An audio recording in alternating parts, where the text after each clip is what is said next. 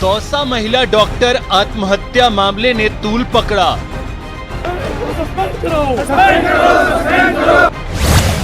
सड़क से सदन तक डॉक्टर सुसाइड केस की गूंज। बंद करो।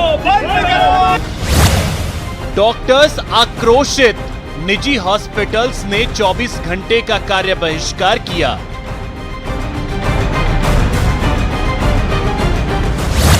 डॉक्टर के भाई ने कहा, हत्या की एफआईआर से सहम गई थी डॉक्टर अर्चना।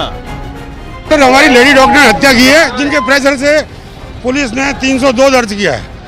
उनको गिरफ्तार किया जाए, उनको सजा दी जाए।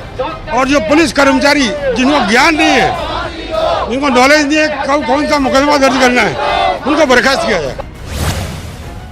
चिकित्सा मंत्री परसादी लाल मीणा ने कहा, दोषियों के खिलाफ कार्रवाई होनी चाहिए। कहीं कहीं प्रशासन की कोई लापरवाही रही है, उसकी डिविजनल कमिश्नर जांच कर रहे हैं।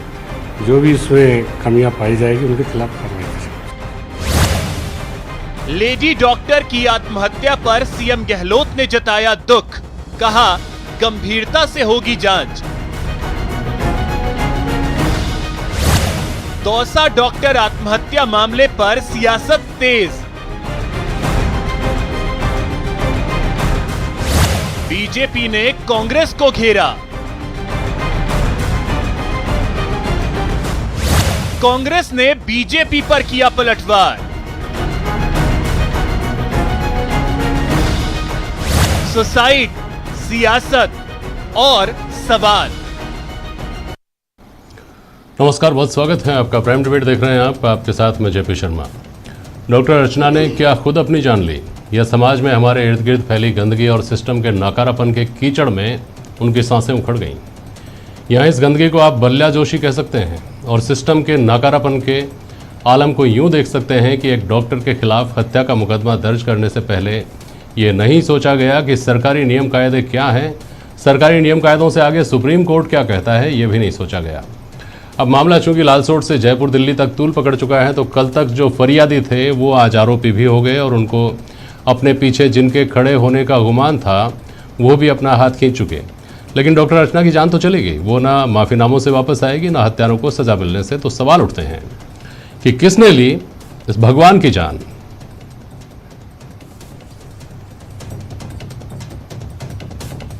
क्या ओछी सियासत की बलि चढ़ गई एक होनहार डॉक्टर?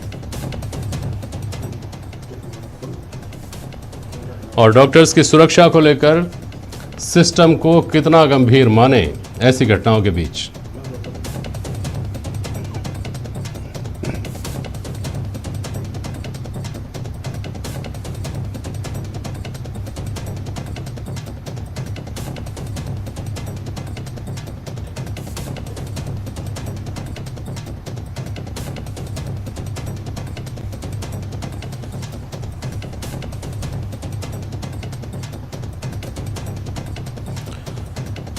स्टूडियो में मेरे साथ अनिल गोठवाल साहब हैं, रिटायर्ड आईपीएस हैं, सूरज सोनी जी हैं, सोशल एक्टिविस्ट हैं, डॉक्टर तरुण पाटनी हमारे साथ जुड़ रहे हैं, गजेंद्र सांगला जी कांग्रेस के प्रवक्ता हमारे साथ जुड़ रहे हैं, मनीष पारिक साहब भारतीय जनता पार्टी के प्रवक्ता हमारे साथ जुड़ रहे हैं। बहुत स्वागत है आप सभी का। पहले मैं जो गैर राजनीतिक मित्र हैं उनकी टिप्पणी के साथ इस बहस की शुरुआत करूँगा, फिर मेरे राजनीतिक मित्रों के पास जाऊँगा। डॉक्टर तरुण पाटनी, आप मुझे सुन पा रहे हैं क्या? मैं ओपनिंग रिमार्क्स लेना चाहता हूं डॉक्टर साहब आपके, उसके बाद बहस की शुरुआत करूंगा। बोलें। हाँ,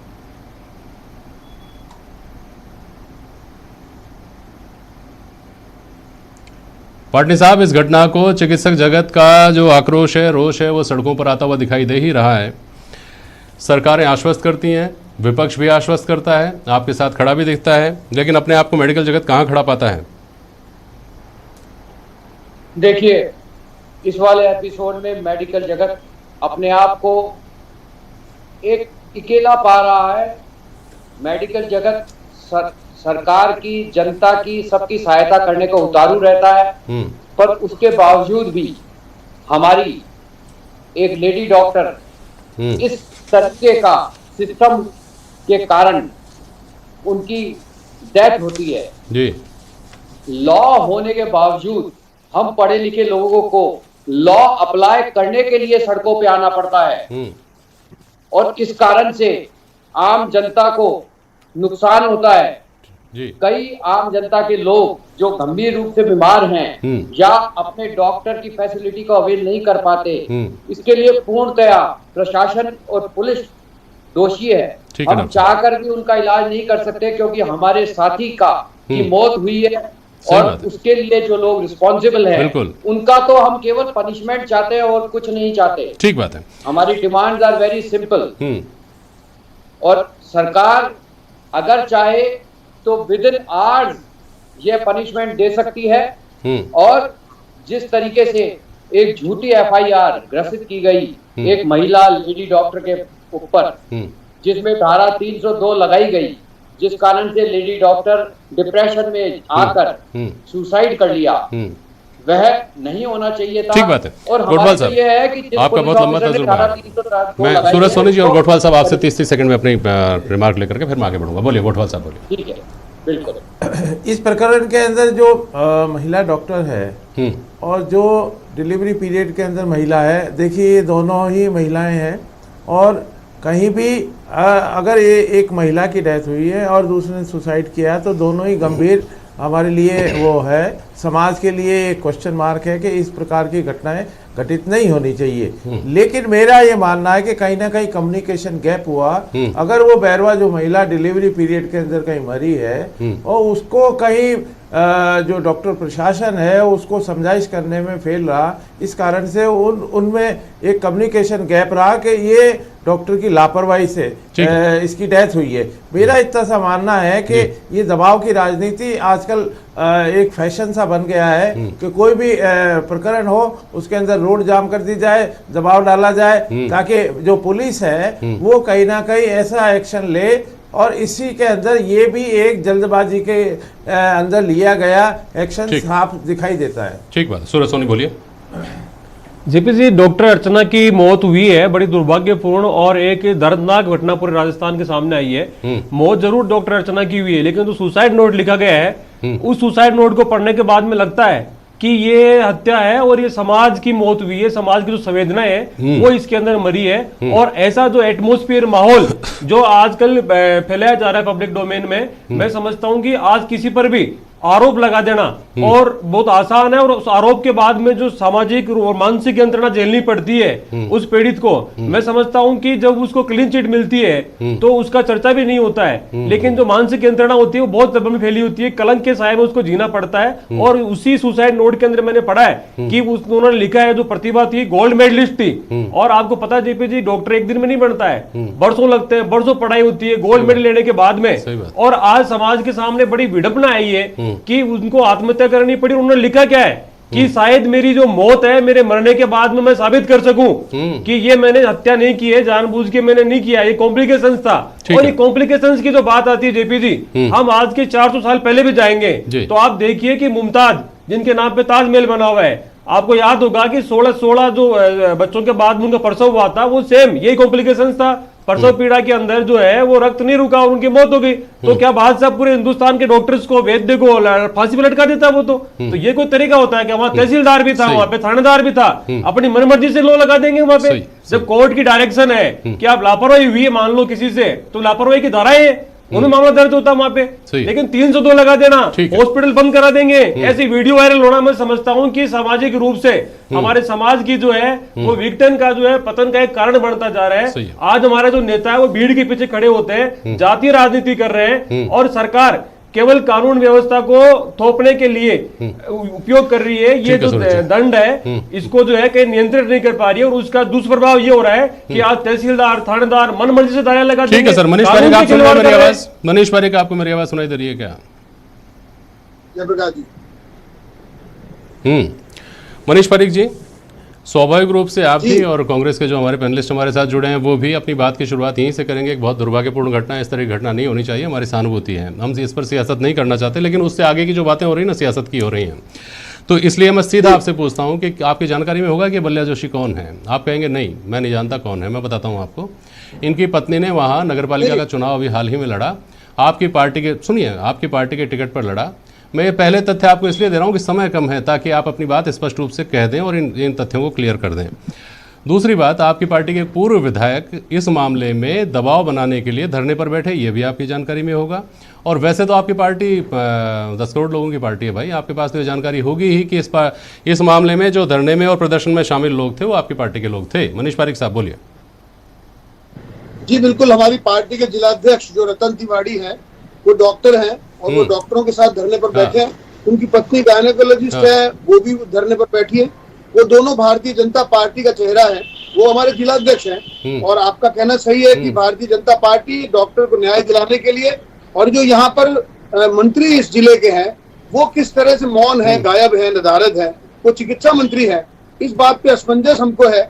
और हमको असमंजस इस बात पर भी है, हमारे जो जिलाध्यक्ष रतन तिवारी जी वहां पर बैठे हैं डॉक्टर्स के साथ धरने पर, वो इसलिए बैठे हैं कि ये जो SHO हैं या जो भी DYSP हैं, उन्होंने जो 302 लगाई है वो किसके दबाव में लगाई है। और निश्चित तौर पर प्रशासन इनका है तो वो कुछ भी कहे, लेकिन मैंने बताया ना आपको किसके दबाव में लगाई है भाई मनीष जी, मैंने आपको बताया तो किसके दबाव में लगाई है। मैं आपको आप ही की पार्टी के कार्यकर्ताओं के फेसबुक पोस्ट दिखाता हूं जिस पर वाहवाही है, जिसमें न्याय दिलाने के लिए धन्यवाद है, जिसमें आपकी पार्टी के नेताओं के नाम हैं। लेकिन मैं वापस आता हूं आपके पास, उससे पहले सांखला साहब आपके पास आता हूं। सांखला साहब, बड़े जोरदार तरीके से तालियां बजाकर इस बात का स्वागत किया जा रहा है कि राजस्थान में 0 FIR पॉलिसी है। सांखला साहब सुन रहे हैं क्या? मेरी आवाज आ रही है आपको? बिल्कुल सुन रहा हूं सर। हाँ, तो वो जो 33% से 16% पे इस्तगासे के जरिए FIR होने का जो प्रतिशत आ गया ना नीचे, जिसके लिए बधाइयाँ कबूल करते हैं आप, उसमें वो 16% कौन सी बच जाती हैं जो FIR नहीं की जाती सीधे, जो इस्तगासे के जरिए आती हैं थानों में। क्या ये मामला इस लायक नहीं था कि इस मामले की पहले से तहकीकात कर ली जाती, उसके बाद उस डॉक्टर के खिलाफ मामला दर्ज किया जाता, जो कि हत्या का तो मुझे लगता है कि नहीं बनता था। सांखला जी।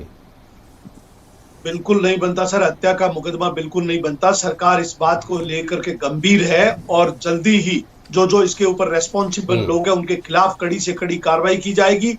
और मैं मानता हूं कि आज राजस्थान के अंदर प्रमुख विपक्ष के रूप में भारतीय जनता पार्टी इस तरह का तमाशबीन बन करके और हर मुद्दे पर जाने बिना पहचाने बिना समझे हर मुद्दे को लेकर के कांग्रेस को कटकड़े में खड़े करने की कोशिश करती है और पुलिस पर और प्रशासन पर अनगढ़ दबाव बनाती है। मैं कह रहा हूं आज के अगर इस घटना के अंदर इस डॉक्टर की अगर सबसे ज्यादा हत्या की किसी की जिम्मेदारी है तो भारतीय जनता पार्टी के नेताओं की जिम्मेदारी है। उनके खिलाफ 302 लागू होनी चाहिए। उन लोगों ने सबसे ज्यादा जिम्मेदारी उनकी मानते हैं आप? गजब है सांखला साहब, बहुत बढ़िया। सुप्रीम कोर्ट की गाइडलाइन कहती है कि किसी डॉक्टर के खिलाफ हत्या का मुकदमा, किसी की मृत्यु हो जाती है अगर पेशेंट की, तो उसके खिलाफ मुकदमा दर्ज करने से पहले एक्सपर्ट कमेटी बनाई जाए। वो एक्सपर्ट कमेटी अगर मानती है कि डॉक्टर ने लापरवाही की है तो मुकदमा दर्ज किया जाए। आपका राजस्थान सरकार का 2004 का एक ऑर्डर, एक सर्कुलर ये कहता है इसी बात को कि पहले PMO को भी शायद उसमें शामिल करने की बात है, कमेटी बनाई जाए, उसके बाद मामला दर्ज किया जाए। आप कहते हैं सर्वाधिक जिम्मेदार भारतीय जनता पार्टी है, वो पुलिस जिम्मेदार नहीं है जिसने मुकदमा दर्ज कर लिया। उस पुलिस को चलाने वाले आप लोग जिम्मेदार नहीं है। 100% पुलिस तो फिर आप कैसे कह रहे हैं कि सर्वाधिक जिम्मेदार भारतीय जनता पार्टी है? कैसे कह रहे हैं? पुलिस के खिलाफ कड़ी कार्रवाई की जाएगी। जो पुलिस अधिकारी इसमें शामिल है अति शीघ्र आप सुनिए, आप कह रहे हैं कि ये बहुत इस बात को बहुत गंभीरता से ले रहे हैं, इस बात को बहुत गंभीरता से ले रहे हैं, आप बोल रहे हैं, आप भी गंभीरता से ले रहे हैं, विपक्ष भी गंभीरता से ले रहे हैं। सुनिए सांखला साहब, अगर अर्चना शर्मा ने जान नहीं दी होती, ये गंभीरता, ये सहानुभूति, ये जो आंसू आ रहे हैं लोगों के, ये सब तो उसने अपनी जान की कीमत पर जुटाए हैं। ये कोई उनके साथ खड़ा नहीं होता। ये खबर आई गई हो चुकी होती कि एक डॉक्टर के खिलाफ 302 का मुकदमा दर्ज कर लिया पुलिस ने गलत तरीके से। ये होता क्या, मुझे बताइए आप। अगर वो महिला नहीं मर गई होती, उसने आत्महत्या नहीं कर ली होती, तो ये तो इतना बड़े पैमाने पर ये बात इसलिए सामने आ गई चूंकि उसकी जान चली गई। मनीष पारिक साहब आप कहते हैं, आपकी बात से मैं इत्तेफाक रखता हूं कि आपकी पार्टी के जिलाध्यक्ष ने, अरे भाई आपकी पार्टी का जिलाध्यक्ष और उनकी पत्नी तो कन्विक्टेड हैं, सजा याफ्ता हैं, जो कि दूसरे दिन उतरे हैं मैदान में कि लाइए उसको इंसाफ दिलाइए, गलत हुआ अर्चना शर्मा के साथ। एक दिन पहले आपकी पार्टी के पूर्व विधायक जी धरने पर बैठे हैं, उन्होंने मांग की है FIR करने की और तमाम सहूलियतें देने की, और ये सारी, और इस पर गाल बजाए गए हैं, इस पर पीठ थपथपाई गई है। मनीष पारिक साहब, नहीं, मैं निवेदन करना चाहता हूं इस बारे में कि जो मैंने आपको बात बताई कि पार्टी जो जिलाध्यक्ष हैं वो वहां बैठे हैं, मैंने कहा। दूसरी बात जो आपने कहा कि पूर्व है नहीं, इसी बात की तो है पारिक साहब कि आपकी पार्टी के जिलाध्यक्ष उतरते हैं इस बात के लिए इस बात के लिए कि जिन्होंने मुकदमा दर्ज कर लिया उनके खिलाफ मुकदमा दर्ज करो, और एक दिन पहले आपकी पार्टी के लोग बैठते हैं इस बात के लिए कि मुकदमा डॉक्टर के खिलाफ दर्ज करो, दूसरे दिन आप दर्ज करने वालों के खिलाफ दर्ज करवाने के लिए सड़कों पर उतरते हैं। मैं आपको कह रहा हूं कि मैं आपको निवेदन करूं कि अपनी भूमिका निभाना, सहभागी होना, इन दोनों में फर्क है। और ये जो बात बता रहा हूं मैं कि जो पूर्व विधायक है वहां से गुजर रहे थे, वहां जाके बैठ गए, चले गए, वो एक अलग बात है, मामला जानकारी लेने के लिए। लेकिन निश्चित तौर पर मैं आपको कहना चाहता हूँ इस बारे में, पूर्व विधायक जी भी कितने मासूम है। पारिक साहब इधर से गुजरा था, सोचा सलाम करता चलो, हुजूर आपका भी एहतराम करता चलो, रुक गए 2 मिनट, बैठ गए धरने पे, गजब, बहुत बढ़िया। मैं निवेदन ये करना चाहता हूँ कि अगर कोई पूर्व विधायक कहीं से गुजर रहा है, वहाँ कुछ हो रहा है, तो वो जानने जाता है। एक मैं दूसरी बात कह रहा हूँ वो ये कि जो पुलिस के अधीक्षक हैं, विधायक जी होते हैं, माननीय होते हैं, कानून बनाते हैं, दुनिया कैसे चलेगी इसको निर्धारित करते हैं। मनीष पारिक साहब विधानसभा में बैठ करके निर्शीर विवेकी होने का उनको लेकर के लोग भ्रम पाले हुए रहते हैं। चलिए, लेकिन जो मैंने कहा, मैं निवेदन यही करना चाहता हूँ कि मैं अपनी बात कहना चाहता हूँ वो ये, अगर इस सहानुभूति को जुटाने के लिए, इन गंभीरताओं के लिए किसी को अपनी जान देनी पड़ जाती है, तो फिर ये जो कहते हैं कि साहब देर है अंधेर नहीं है, ये अंधेर जो है वो, ये देर जो है कौन से अंधेर से कम है साहब गोठवाल साहब? बिल्कुल सही कहा आपने, ये देर से अंधेर से कम नहीं है, बिल्कुल है। उनको इस ये तो रूलिंग्स बन गई है, सुप्रीम कोर्ट के आदेश हैं, पुलिस मुख्यालय के निर्देश हैं। मैं तो ये कह रहा हूँ कि अगर मान लो 302 तो बनता ही नहीं है, अगर मान लो फिर भी अगर कोई गलती से दर्ज करे तो 304 बनता है, not culpable homicide, not attempting to murder. लेकिन वो भी नहीं बनना चाहिए, बाकायदा सारे डायरेक्शन है कि एक कमेटी जांच करके उसके बाद में इसके खिलाफ मुकदमा दर्ज किया जाए। वो सब नहीं हुआ। तो ये जिसने भी मुकदमा दर्ज किया इसके खिलाफ कार्रवाई की जानी चाहिए, मेरा ये मानना है। और ताकि आइंदा इस प्रकार, और एक पुलिस मुख्यालय को इस तरह के क्या है इसमें सब, सूरज जी लोगों के बीच में रहते हैं आप, आखिरी सवाल मेरा इस बहस का है, होता आमतौर पर ये है, पुलिस को इधर से भी कोसा जाता है, पुलिस को उधर से भी कोसा जाता है। स्थानीय लोग इकट्ठे हो गए, 100, 200, 500 आदमी इकट्ठे हैं, पहली प्राथमिकता बन जाती है कि इस मामले को निपटाओ, जान छुड़ाओ, मुकदमा दर्ज करने मुकदमा दर्ज कर लो, अभी क्या किया जा सकता है। और ये जो दबाव है ना सूरज जी, ये जानलेवा इस केस में अर्चना शर्मा के लिए साबित हुआ, तो ऐसे कितने ही मामले होंगे जो सामने नहीं आए होंगे, डॉक्टरों के नहीं होंगे, किसी और प्रोफेशन के होंगे, किसी और आम आदमी के होंगे, लेकिन वो सिर्फ दबाव को सेटल करने के लिए इस तरह की जो कार्रवाइयाँ होती हैं, वो क्या बहुत दुर्भाग्यजनक नहीं है क्या? उनको एड्रेस नहीं किया जाना चाहिए क्या सूरज जी? जबरदस्त दुर्भाग्यपूर्ण है जेपी जी। और मैं तो ये कहूँगा कि समाज और शासन के लिए गीता के अंदर भगवान श्री कृष्ण ने उस समय अर्जुन को कहा था कि समाज के अंदर जो इंटेलेक्चुअल है, यानी उस समय के गाय, नदी और संत, इनके लिए, इन समाज को, इनके हक और हितों के लिए समाज और शासन को इनकी रक्षा करनी चाहिए। तो आज भी वो दायित्व बनता है समाज का। मैं समझता हूँ कि आज जितने भी इंटेलेक्चुअल पर्सन है, चाहे वो डॉक्टर हो, चाहे इंजीनियर हो, चाहे वैज्ञानिक हो, चाहे कवि हो, चाहे पत्रकार हो, उनकी सुरक्षा और उनकी सामाजिक प्रतिष्ठा है वो समाज में निहित होती है। और दूसरा, सरकार का जो दायित्व होता है जेपी जी, कि सरकार उनको सुरक्षा दे, सरकार उनको ऐसा माहौल दे कि वो अच्छे माहौल में काम कर सके। क्यों वहां पे जानों की भीड़ इकट्ठा हो गई? और सबसे बड़ी बात जो आती है निकल करके वो ये है कि आज जो जातीय समूह बने हुए, जातियों के पीछे विधायक चल रहे हैं, जातियों के पीछे पार्षद चल रहे हैं, जातियों के पीछे मंत्री चल रहे हैं, और आप देखिए उसी का परिणाम है कि आज एक प्रतिभाशाली डॉक्टर, जो सरकारें सारी बातें करती है, पॉलिटिकल पार्टियां बातें करती है कि बेटी बचाओ, प्रतिभा बचाओ, प्रतिभा खोजो, और जो प्रतिभा हमारे सामने, उसको गोल्ड मेडल है, उससे बड़ी प्रतिभा क्या होगी? उसको आत्महत्या करनी पड़ती है ये साबित करने के लिए कि मैंने किसी को जानबूझ के नहीं मारा। इससे बड़ी विडंबना और दुर्भाग्य हमारे समाज का कुछ हो नहीं सकता, और सरकार के लिए इससे बड़ी शर्म की बात कुछ हो नहीं सकती। इस सिरे से उस सिरे तक सब शरीके जुर्म हैं, आदमी या तो जमानत पर रहा है या फरार। बहुत शुक्रिया आप सभी का आज प्राइम डिबेट में शामिल होने के लिए। आज के लिए बस इतना ही, नमस्कार।